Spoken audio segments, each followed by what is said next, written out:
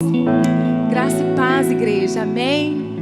Aí da sua casa, onde você está agora, coloque a mão no seu coração. Eu tenho vivido dias de palavras assim com o Senhor e dizendo para Ele: Senhor, me volta daquele lugar, talvez de onde eu tropecei, né? De onde eu caí. Me volta à essência do primeiro amor com o Senhor, amém? Você que está aí agora assistindo, coloque a mão no seu coração. Cante essa canção para o seu Deus. Te adoramos, Jesus. Quero ser como criança, te amar pelo que és, voltar à inocência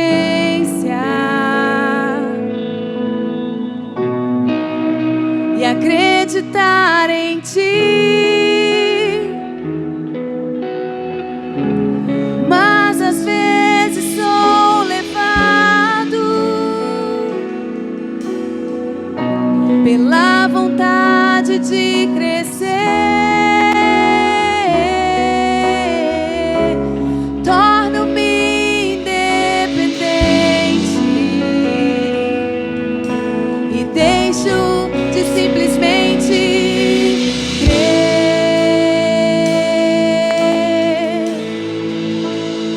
Quero ser como criança. Quero ser como criança, te amar pelo que és, voltar à inocência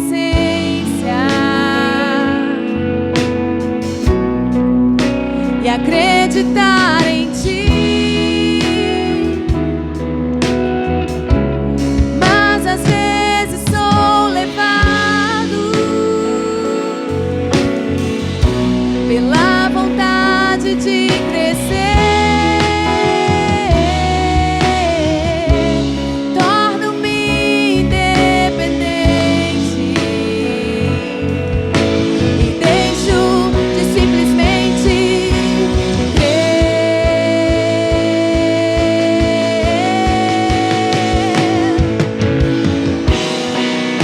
não posso viver longe do teu amor.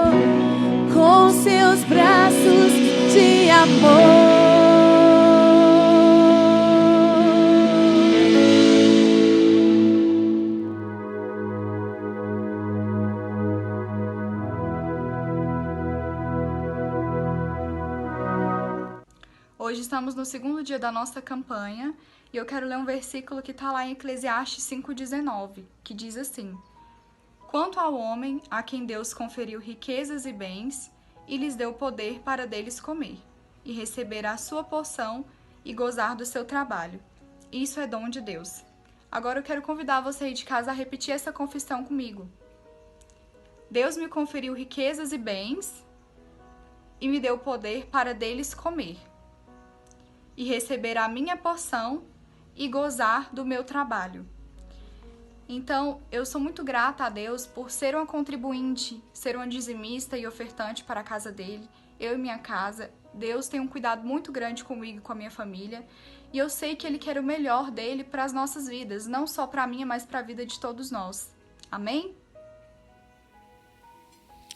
A graça e paz, meus irmãos, meus queridos, que prazer maravilhoso nós estamos vivendo esses dias. E dizer, que nós estamos aí nessa campanha poderosa, com o tema Eu Criei, por isso falei. Esse é um tempo para nós liberar a nossa fé em Deus, liberar a nossa fé no Senhor. Então hoje eu quero convidar você a abrir o seu coração nesse momento, para receber essa palavra e para que você possa então liberar essa fé poderosa que está dentro de você. Amém? Feche seus olhos se você puder, coloque a mão no seu coração, vamos orar, vamos clamar ao Senhor neste momento. Querido Deus e querido Pai, em nome de Jesus, Senhor, aqui estamos mediante a Tua poderosa palavra.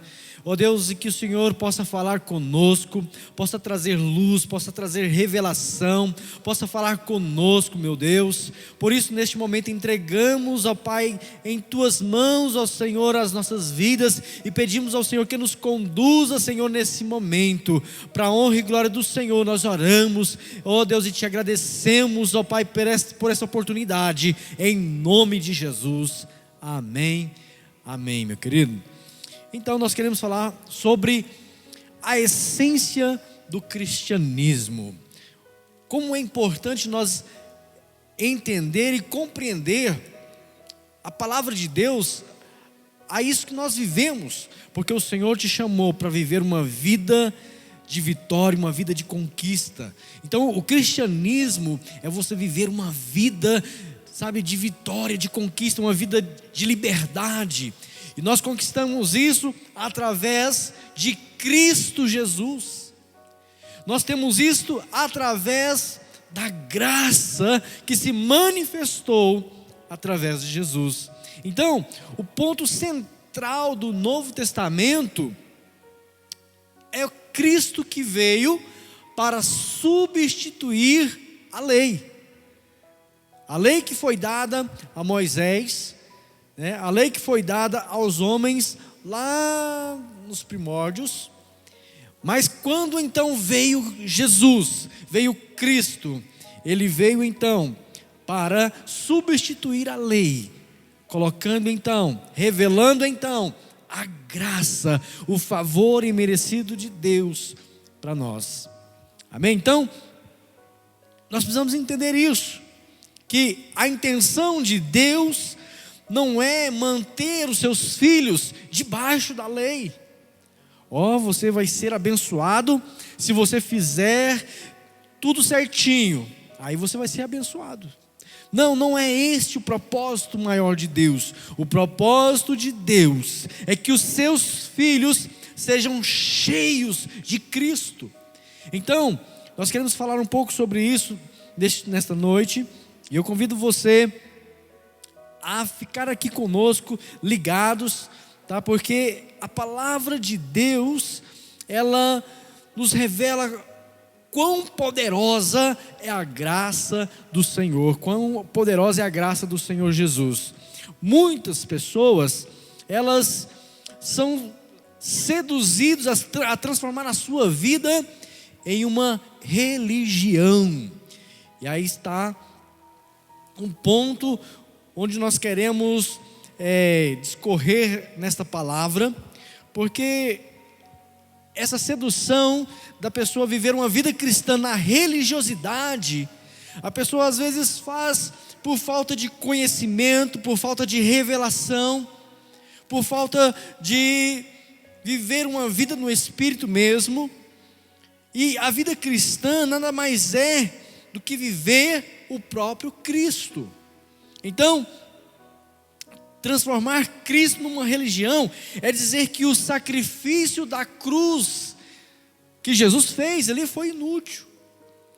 Então nós não podemos transformar a vida cristã numa religião. Aí você me pergunta, pastor, mas então o cristianismo não é uma religião? Olha, falando em termos precisos, o cristianismo, ele não é uma religião. Porque toda religião ensina como o homem pode chegar a Deus, mas o cristianismo ensina como Deus veio ao encontro do homem. Toda religião, ela possui o homem como centro.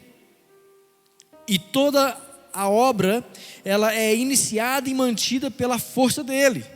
Mas no cristianismo, tudo é iniciado em Deus e mantido nele, mantido em Deus. É Deus que conduz todas as questões. Então nós precisamos rejeitar todo esse espírito de religião, sabe, que às vezes coloca na vida de uma pessoa somente regras e mais regras, das quais a pessoa vai colocando como se fosse um fardo nas suas costas, e chega ao ponto que ela não consegue mais. E nós vemos que o judaísmo, ele é a única religião dada por Deus, e que portanto é o padrão de todas as outras demais religiões. Então nós devemos rejeitar tudo o que procede da religião. E como nós podemos identificar os conceitos e práticas religiosas judaicas que foram estabelecidas nas igrejas? Como nós vamos identificar?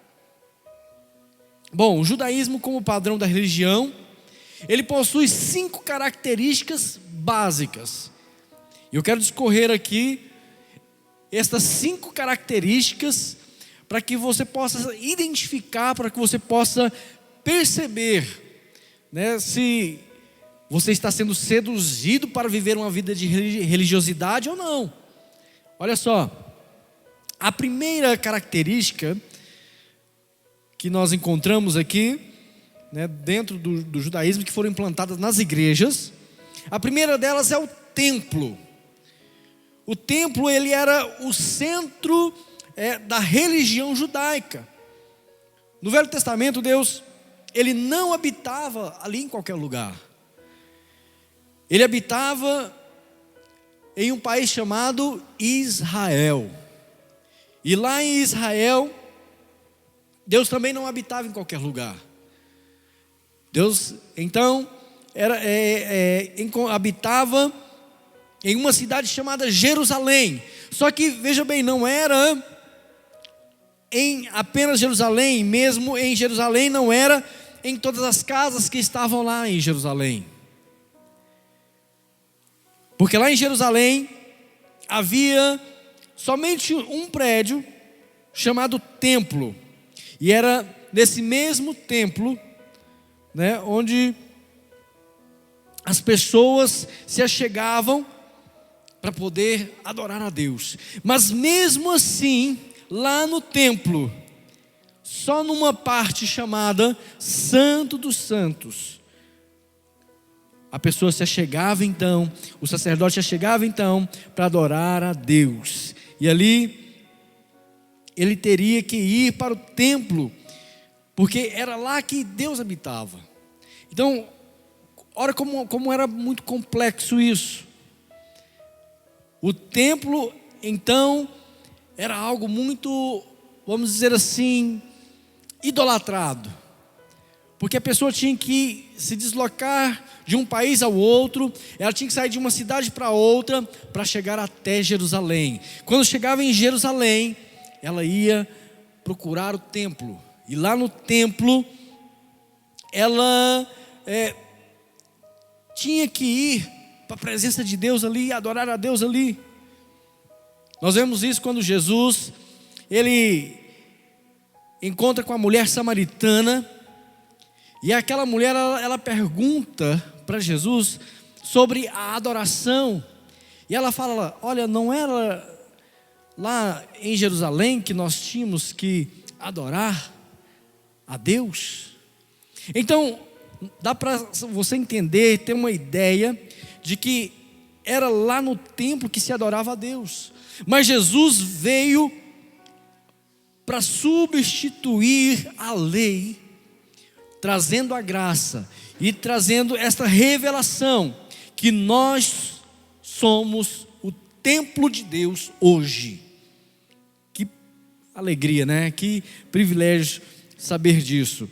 Então, o cristianismo, ele não possui, na verdade, ele não possui edifícios e nem templos. No judaísmo tinha um templo, e nós não os temos mais. E se voltarmos a estabelecer prédios como templos, incorreremos em um retrocesso ao judaísmo. Falou: pastor, mas espera aí, nós não temos que ir à igreja, nós não temos que ir num prédio? Sim, e nós precisamos entender que, primeiramente, nós somos templo de Deus, e que Deus não habita mais em prédios. Olha só, nós somos a sua morada. Deus não mora no prédio da igreja. Quando você vai embora, depois de um culto, Deus não fica ali, lá quietinho no templo. Não, Deus, Ele caminha com você, Ele anda com você. Então Ele habita em você, porque você também é um templo sagrado. E nós vamos ver isso aqui na palavra de Deus. Eu quero frisar esse versículo que está no livro de 1 Coríntios, capítulo 3, versos 16 e 17, que fala assim: olha, não sabeis vós que sois o templo de Deus e que o Espírito de Deus habita em vós? Se alguém destruir o templo de Deus, Deus o destruirá, porque o templo de Deus, que sois vós, é santo. Então, observe bem a palavra de Deus falando para você, falando para mim, que nós somos o templo, a morada do Senhor. E nós não podemos negar isso. Nós estamos vivendo esse tempo poderoso, maravilhoso, onde Deus deixou de morar, de habitar em prédios, templos feitos por mãos de homens. E depois o véu foi rasgado de alto a baixo, como foi ministrado aqui. E agora nós vivemos esse tempo da graça, onde Deus veio habitar no homem, Deus veio habitar em nós. Então, olha como é poderoso isso. Você pode liberar a sua fé e declarar isso, que você é templo, é morada do Espírito Santo de Deus, que você é morada do Senhor. Que privilégio, que grande honra. Então, a segunda característica fundamental do judaísmo também, além do templo, que é a primeira, a segunda é a lei. Muito falado, muito citado sobre essa questão da lei. A verdade é que não há judaísmo sem lei, porque o judaísmo é baseado em toda a lei. A lei era o centro da vida do povo. Para o autor da carta de Hebreus, a lei dos judeus era escrita em tábuas de pedra. Mas a lei da nova aliança, o Novo Testamento, como diz lá em Hebreus capítulo 8, verso 10, ela está escrita no nosso coração. A palavra de Deus está cravada em nosso coração. E é o Espírito Santo quem nos ensina a respeito de todas as coisas. Quando você vai buscar na palavra de Deus, o Espírito Santo, ele traz luz, ele traz revelação ao seu coração. Por isso a importância de você ler a palavra, meditar na palavra e entender que através do Espírito Santo o Senhor vai trazendo revelação, vai falando com você. Então, a lei do Espírito, ela foi impressa dentro do nosso próprio espírito. Por isso nós não precisamos seguir agora a lei de Moisés. Porque seguindo a lei do Espírito, nós acabamos por cumprir a lei de Moisés. Olha só como isso é revelador, querido. Você, ouvindo o Espírito, cumprindo a direção do Espírito dentro da palavra que traz luz e revelação, você vai estar cumprindo, né, já aqui toda a lei de Moisés, porque a lei do Novo Testamento, como diz a palavra, ela é superior. Então, o que Deus trouxe para o Novo Testamento é a graça do Senhor Jesus, e a graça, ela é superior à lei. Ninguém pode seguir a lei e cumprir plenamente a vontade de Deus. Para isso precisamos ter a lei do Espírito da vida, ou seja, uma pessoa dentro de nós, falando conosco, orientando e nos dirigindo. E é isso que o Espírito Santo faz, querido. Quando você recebe a Cristo, quando você entrega a sua vida a Jesus, o Espírito Santo vem habitar em você. Esse Espírito que vem habitar em você, o Espírito Santo, ele te conduz, ele te guia, ele te orienta, ele fala com você dia após dia. Então, isso é muito poderoso. Essa é uma essência do cristianismo, ter o Espírito Santo nos guiando, falando conosco. A Bíblia diz lá em Romanos 10:4 que o fim da lei é Cristo para a justiça de todo aquele que nele crê. Então, não devemos mais seguir leis exteriores, pois o Espírito da verdade nos conduz a toda a verdade. A terceira característica do judaísmo, querido, é a sua classe sacerdotal. Olha só que interessante isso. No cristianismo não existe uma classe sacerdotal, pois todos somos sacerdotes do Senhor. Eu quero ler esse versículo com você que está lá em 1 Pedro capítulo 2, versículo 9. Um versículo bastante conhecido, mas revelador. Olha só: vós porém sois raça eleita, sacerdócio real, nação santa, povo de propriedade exclusiva de Deus, a fim de proclamardes as virtudes daquele que vos chamou das trevas para a sua maravilhosa luz. Então, aqui a palavra de Deus, ela fala que todos nós somos sacerdotes do Senhor. E o sacerdote é aquele que se achega a Deus, é aquele que intercede diante de Deus, é aquele que vai para a presença de Deus. Então você pode se achegar à presença de Deus, você pode estar na presença do Senhor. Toda religião, ela possui algum tipo de classe clerical. Todas elas possuem algum tipo de sacerdote que está acima das pessoas comuns. E há uma ordem, né, clerical, né? Os que estão aí em cima vão descendo, como se fosse uma pirâmide formada. Mas veja bem, Paulo, ele destrói esse conceito lá em Gálatas capítulo 3, versículo 28, ele afirmando que todos nós somos um em Cristo.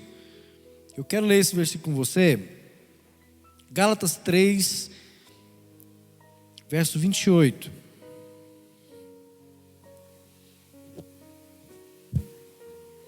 Fala assim: nisto não há judeu nem grego, não há servo nem livre, não há macho nem fêmea, porque todos vós sois um em Cristo Jesus. Olha só que revelação, querido. Todos nós somos um em Cristo Jesus. Outra característica do judaísmo dentro das igrejas, que é a quarta característica que nós estamos falando na sequência aqui, são as cerimônias externas, ou cerimônias exteriores. Aí uma pergunta: o cristianismo, ele é exterior ou ele é interior? Essa é uma pergunta, nós podemos colocar como uma pergunta muito importante. Porque você define, às vezes, uma pessoa na sua conduta, na sua maneira de se vestir, de falar, de andar, de pensar. Como é a essência do cristianismo? Olha só, nós devemos responder enfaticamente que o cristianismo, ele é essencialmente algo interior e espiritual, e é algo que procede do coração. Nós precisamos entender que a palavra de Deus, ela nos transforma de dentro para fora. E é isso que vai mudando a nossa vida, vai mudando o nosso caráter, vai mudando a nossa personalidade. Não é uma questão de mudança de fora para dentro. Paulo, ele lá nos dias de Paulo, os legalistas judaizantes, eles estavam inserindo algo exterior na vida cristã ali, onde eles chamavam de circuncisão. Você já deve ter ouvido falar muito sobre isso, né? A circuncisão. Então, os judaizantes, eles concentravam-se em uma coisa exterior, que era a circuncisão, e faziam disso base da fé. Paulo, porém, ele mostra que as coisas exteriores, elas não nos definem. Ele diz que nem a circuncisão é coisa alguma, e nem a incircuncisão, mas o ser nova criatura. Então, veja bem, está lá em Gálatas capítulo 6, versos 14 e 15, essa citação de Paulo. E aqui nós vemos que o que realmente importa aqui é um novo nascimento. É você nascer de novo. O homem natural, ele sempre vai recusar o que é interior e é espiritual, porque ele procura uma religião cheia de cerimônias externas. Porque o espiritual, você não está vendo ali, é pela fé, e aquilo começa a transformar de dentro para fora. Já o exterior, a pessoa quer ver algo acontecendo, algo se movendo. Ele faz isso porque a religião exterior, ela é muito fácil, ela é muito cômoda, né? Por que é muito cômoda? Porque, veja bem, você vai à igreja, você vai ao templo, é muito fácil ali participar, né, da cerimônia, porque não exige nenhuma fé, não exige nenhuma mudança, não existe uma mudança de postura, de coração. Eu não estou dizendo que o exterior e o físico não têm o seu lugar na vida da igreja. Elas realmente existem, sim, mas apenas como um sinal visível de que uma realidade interior já aconteceu. Uma realidade espiritual já aconteceu dentro de mim. E isso vai acontecer espontaneamente para fora. Então, tudo que é espiritual, inevitavelmente terá uma realidade no exterior. Mas nem tudo que é exterior possui realidade. Olha só como que é profundo isso aqui. Que tudo que é espiritual vai ter uma realidade no exterior. Ou seja, quando Deus vem ao seu encontro, muda o seu coração, muda o seu interior, o Espírito Santo começa a te conduzir, sabe? Isso vai trazer resultado no exterior. A sua forma de lidar com as pessoas, a sua forma de falar, a sua forma sabe, de liberar palavras. Tudo vai sendo transformado e mudado porque vem de dentro, é algo espiritual. Agora, nem tudo que é exterior possui realidade. É o que nós vemos aí muito aí fora, né? Pessoas que são hipócritas, pessoas que são falsas. Elas têm apenas uma imagem. Até parece ser espiritual, mas na realidade está vazio. Como diz a palavra de Deus, é como um sepulcro caiado. Não tem nada ali, cheira mal, é apenas exterior. A pessoa às vezes até tem um roupante apresentável, mas por dentro não é uma pessoa transformada, não é uma pessoa cheia de Deus, cheia da vida de Deus. Então nós precisamos entender isso também. O cristianismo, ele é humano ou ele é divino? E eu quero falar aqui rapidamente sobre essa questão, que é a quinta característica da religião. Essa quinta característica são as obras humanas, porque a religião ela valoriza muito isso, muito mesmo, as obras humanas. Mas no cristianismo é uma questão do que fazem para Deus ou do que Ele fez por nós, né? É uma pergunta. As obras exteriores elas são obras humanas. Paulo mostra que as circunstâncias não era somente o ritual exterior, mas era também uma obra humana.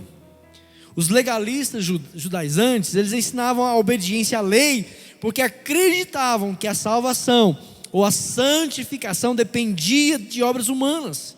Ensinavam que deveriam merecer o favor de Deus através das boas obras. Então, nós vemos muitas pessoas por aí. Eu já conversei com pessoas que eu tentei evangelizá-las, ganhá-las para Jesus, mas elas, muito endurecidas, diziam o seguinte: olha, eu nunca matei, eu nunca roubei, eu ajudo os pobres, eu faço minha obra de caridade, né? Eu sou uma pessoa honesta, correta. Ou seja, ela procura justificar que é boa, que é merecedora de salvação, quando na realidade, querido,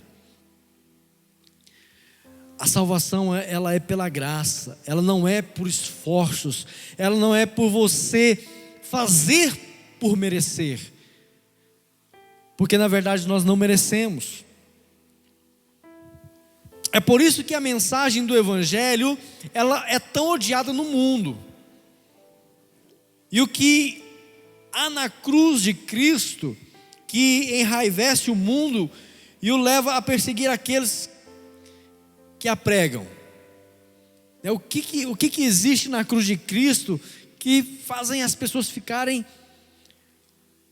do mundo ficarem iradas com aqueles que anunciam a pregação da cruz de Cristo? É exatamente isso, porque Cristo morreu na cruz por nós, pecadores, fazendo-se maldição em nosso lugar. Ou seja, nós não tínhamos nenhuma condição, sabe, de requerer a nossa salvação. Mas Jesus, a obra que Ele fez na cruz, Ele pôde então perdoar os nossos pecados, nos justificar diante de Deus e fazermos salvos, transformados, justos diante de Deus agora. E a salvação, ela é de graça, ela é pela graça de graça em Cristo Jesus. Lá em Gálatas 3:13 fala, né, sobre que Cristo, Ele se fez maldição em nosso lugar. Dessa forma a cruz, ela nos diz algumas verdades muito desagradáveis acerca de nós mesmos. Ou seja, a cruz mostra que somos pecadores. A cruz mostra que nós estamos sobre a maldição da lei de Deus e que não podemos nos salvar por nós mesmos. Se houvesse a possibilidade de sermos salvos pelas nossas boas obras, certamente a cruz, ela nunca teria acontecido. Ou seja, se houvesse essa possibilidade de salvação pelo esforço humano, Cristo nem teria vindo. A obra da cruz não teria realizado. Jesus não teria sido pregado e morto, crucificado ali. Mas, graças a Deus, que não é pelos nossos esforços humanos, não é pela nossa força, não é por ser bonzinho, não é por fazer obras de caridade, não é porque você ajudou A, B ou C, mas é porque você creu na mensagem, creu na palavra, creu em Cristo Jesus. Então cada homem que olhar para a cruz ouvirá Cristo dizendo: eu estou aqui por sua causa. Então quando você olha para a cruz, você vê Jesus lá. E se você vê Jesus na cruz, você vê Ele dizendo: olha, estou aqui por sua causa. É o seu pecado que estou assumindo, é a sua maldição que estou sofrendo, é a sua dívida que estou pagando, é a sua morte que estou morrendo. A cruz, ela nos coloca então numa posição correta. Ou seja, ela provoca uma grande ferida em nosso orgulho, por entender que tem alguém ali em nosso lugar. Era nós que precisávamos estar sendo crucificado, porque a cruz, ela era para aqueles malfeitores. A cruz era um lugar de maldição, e a Bíblia diz que Jesus então se fez como um pecador, Ele se fez maldição por nós, para nos salvar, para nos transformar. A cruz é a prova divina de que somos maus e merecedores do inferno. A cruz mostra o imenso amor de Deus e a prova que toda obra de salvação é feita por Ele. Então esta é a prova do grande amor de Deus. João 3,16, né? Porque Deus amou o mundo de tal maneira que deu o seu Filho unigênito, para todo aquele que nele crê não pereça, mas tenha a vida eterna. Deus nos deu Jesus, Jesus morreu ali na cruz em nosso lugar, e isso trouxe vida, isso trouxe salvação para nós. Precisamos viver constantemente debaixo dessa verdade.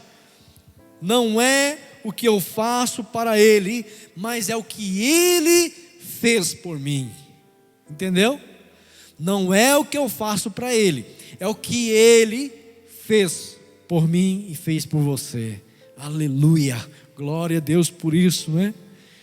Então, não apenas a salvação, mas toda a vida cristã, ela é baseada nessa verdade. Toda.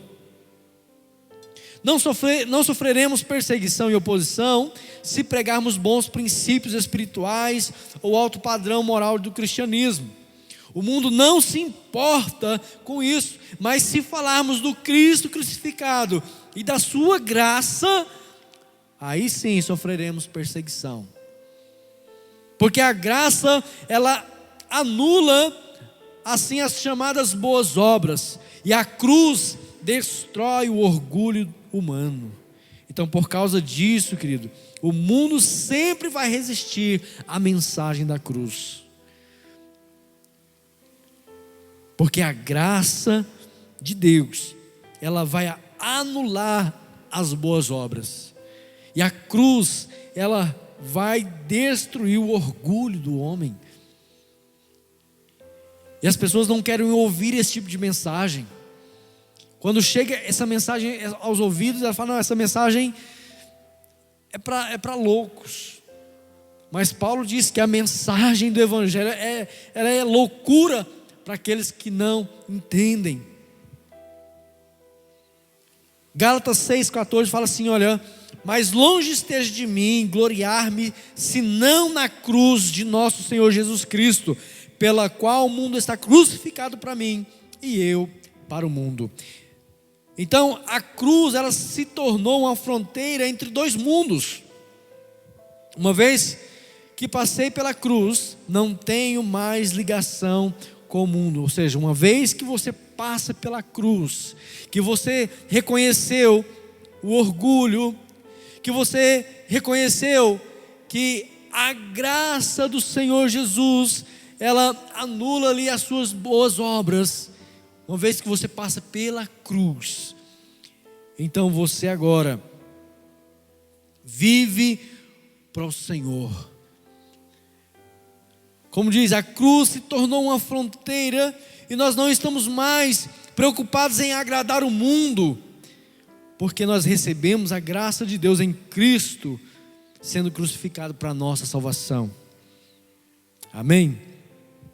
Eu quero ler um texto aqui bastante conhecido também, 2 Coríntios capítulo 5, verso 17, que diz assim: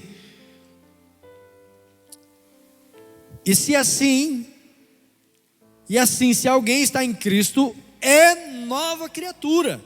As coisas antigas já passaram, e eis que se fizeram novas. Quando nós ensinamos a justificação pela fé, nós precisamos ter em mente que não se trata de um faz de conta, ou seja, algo muito poderoso que aconteceu conosco. Trata-se do novo nascimento. Isso é poderoso. O novo nascimento, ele é fundamental para entendermos a justificação, ou seja, que fomos justificados. O novo nascimento, ela é a primeira necessidade do homem. Não importa se ele é bondoso, se ele é imoral, ou se ele ainda comete outros delitos. O que importa aqui é que ele precisa nascer de novo. O problema do homem não é se a sua vida natural é boa ou má. O problema é se ele possui ou não a vida de Deus dentro de si. Entendeu? Essa é a questão. O problema do homem não é se a vida natural dele é boa, é ruim, se ele faz boas obras ou não faz, se ele fez isso ou deixou de fazer aquilo. Não. O problema é se ele possui ou não a vida de Deus dentro dele. E para possuir a vida de Deus dentro dele, ele tem que nascer de novo. Todos nós cremos que pelo sangue de Jesus somos perdoados, mas apenas ser perdoados não nos faz justos. Deus não quer Deus não quer apenas pecadores perdoados, né?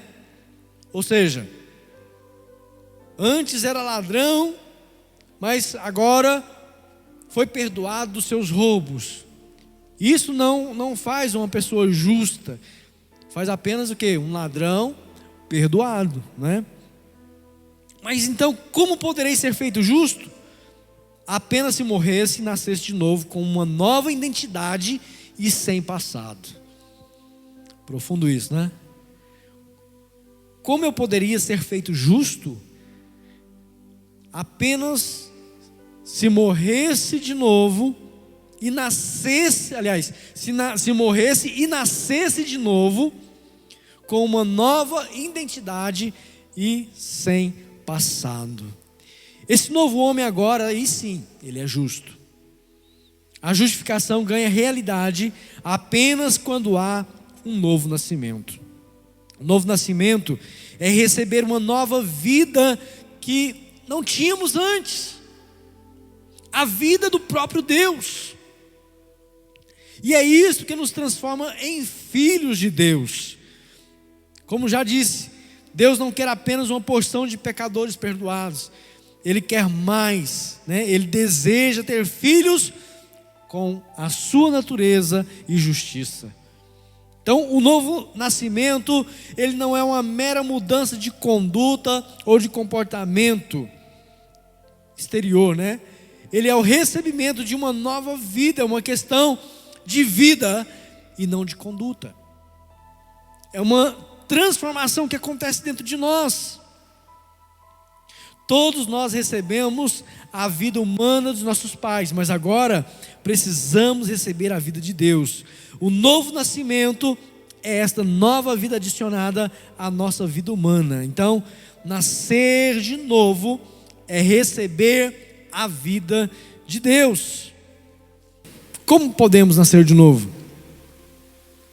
Bom, pela semente de Deus, que é a sua palavra, e pela ação do Espírito nos trazendo para a vida. Olha que poderoso isso. Você ouve a palavra, que é a semente, e o Espírito Santo, ele trabalha em você e traz vida em você.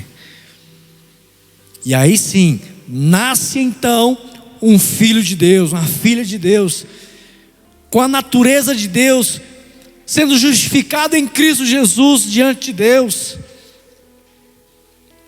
Então nós, pela união da palavra e do Espírito, a vida de Deus é gerada em nós.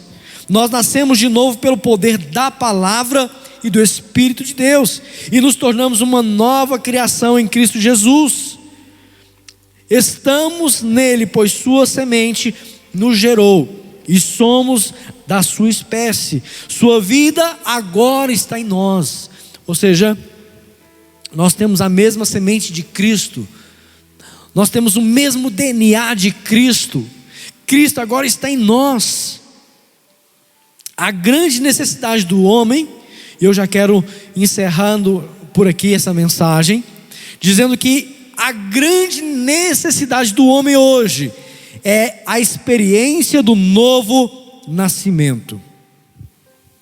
Muitos, queridos, são religiosos, até membros de igrejas cristãs, mas tiveram apenas uma experiência intelectual ou uma experiência emocional. Nunca foram regenerados em seu espírito e não possuem uma nova natureza. Por isso têm dificuldade de entender as coisas do Espírito e crescer espiritualmente. É por isso que nós falamos um pouco de religião. Às vezes a pessoa é muito religiosa, mas não nasceu de novo. Às vezes a pessoa está achando que fazer boas obras, fazer por merecer, ela vai ser salva, ela vai ser, justificada diante de Deus. Ela vai ser santificada diante de Deus. Mas a Bíblia nos ensina que não é assim. A Bíblia nos mostra que é a união da semente da palavra com a ação do Espírito Santo que você nasce de novo. E é sobre esse novo nascimento que faz de você salvo em Cristo Jesus. Aleluia. Então, que nós possamos ter essa revelação, que a realidade do homem ter uma mudança de vida é a necessidade dessa experiência do novo nascimento. Então, se você não teve essa experiência do novo nascimento, hoje é a oportunidade de você entrar nesse processo. Hoje é a oportunidade que você tem, de ter a experiência do Espírito Santo agindo na sua vida, transformando você, e você recebendo a vida de Deus, a essência do cristianismo, recebendo a Cristo em sua vida.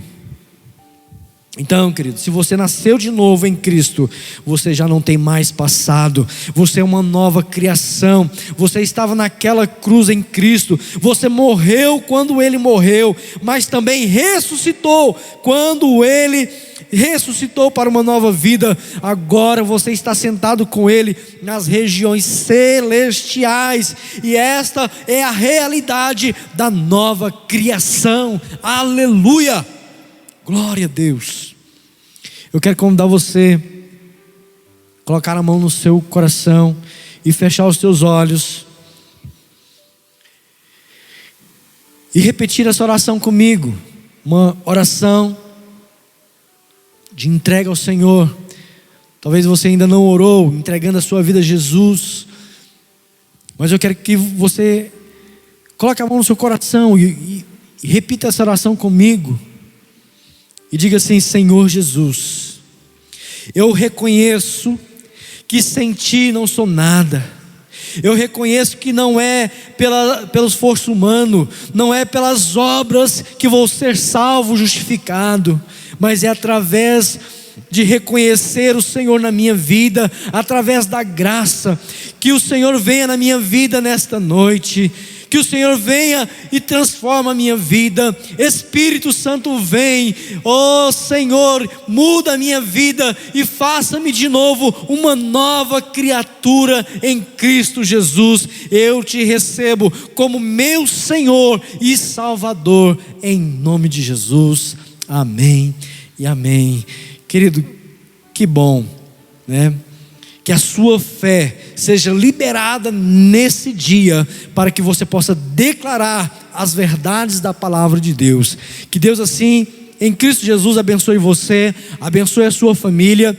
Eu quero dizer que amanhã temos aí mais uma nova palavra aí dentro da nossa campanha que estamos fazendo, esses 21 dias de jejum poderoso, tremendo. Então não perca, nesse mesmo horário estaremos aqui juntos, recebendo mais uma palavra poderosa aos nossos corações, amém? Que Deus assim te abençoe, te guarde, te proteja e te dê uma noite abençoada em nome de Jesus, amém. Quero ser como criança, te amar pelo que és, voltar à inocência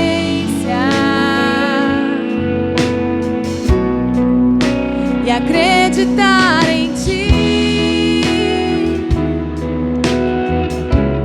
Mas às vezes sou levado pela vontade de crescer. Torno-me independente e deixo de simplesmente crer.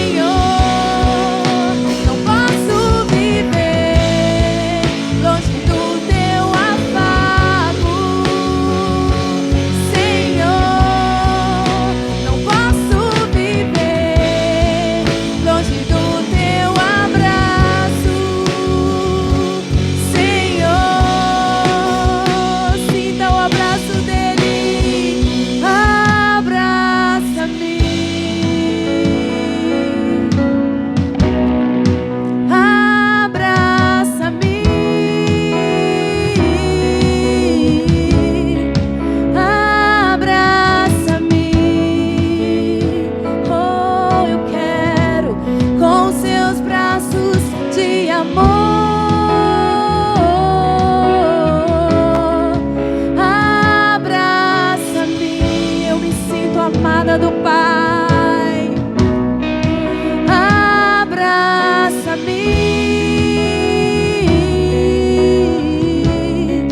abraça-me, oh, com seus braços de amor.